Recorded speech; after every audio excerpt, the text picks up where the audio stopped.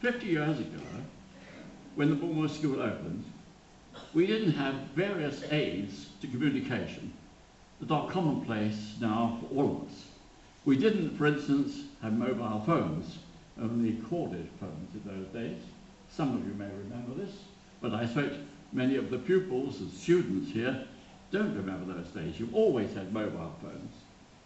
And we didn't have text messages, for instance. But these aids to communication can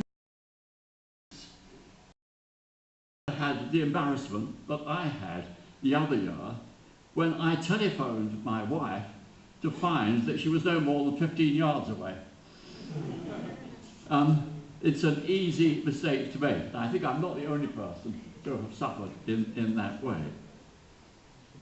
But after all, these mechanical aids and so on, they're nothing more in the end than the aids to talking and communication with one another.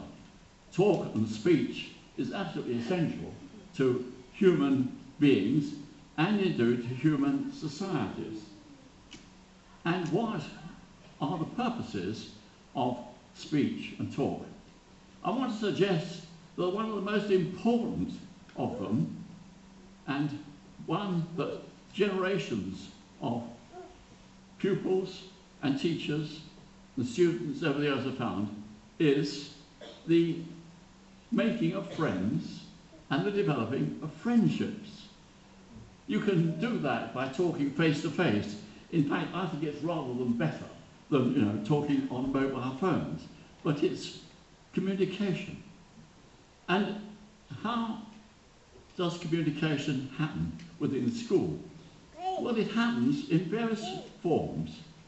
First of all, I'd like to mention, for instance, team games. Now, I'm quite well aware that team games are not for everybody, but for those who are in a hockey 11 or a football 11, then the fact that you work with others means that you're beginning to make friendships, you support one another.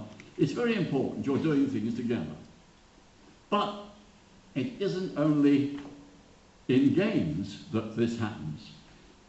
It happens also very much in people putting on plays, people producing concerts. And here again, you'll know that it isn't just the actors, it isn't just the players that matter, it's all the supporting people. Those, for instance, who come along and show people to their seats, who provide programs and refreshments. In the end, there's a great team at work, and in the end, all through this, quietly but importantly, fellowships and friendships are developing. So that's very important. Now, you may have noticed that so far I have not mentioned what is called the school curriculum, what happens mostly between 9 and 5 o'clock. What about what school apparently is mostly supposed to be about? What about English? What about foreign languages? What about sciences? What about arts and crafts and so on? What are all these about? What's the point of them, in fact, for those of you who come week by week and year by year? I want to suggest that it does two things for all of us who go through schools and have been through schools. And the first is that it enables us to explore various areas of human knowledge, which is interesting in itself. But whether it's a human knowledge by way of history, or science, or geography, that is not the main point. The main point is that in doing this together, we are entering into the whole wealth of human experience. And the other thing that school curriculum does for us is to help us develop skills. It be the skill of speaking a foreign language, the skill of writing, the skill of painting, the skills of playing music.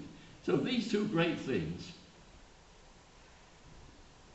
areas of knowledge and the development of skills, are an essential part of schools.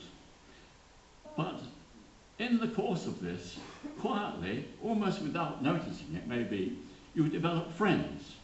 Now, I think you will find it interesting that when we had here, at the end of September, a reunion of the first entry, the 11-year-olds of 1964, who came back, you know, as the 61-year-olds, many of them retired of this year, that there were any number of them whose friendships had started here, not necessarily in the first or second year, but as things had developed. And I can assure you that friendships that made at school and at college may and can and do extend for 50 or even 80 years in my case. And I'm pleased about this. I know I'm not alone in this, but this is one of the great things that school does for us. So, you've developed various skills, you've explored various areas of knowledge, but just think about it. I believe some of you studied Mice and Men. No, just one novel.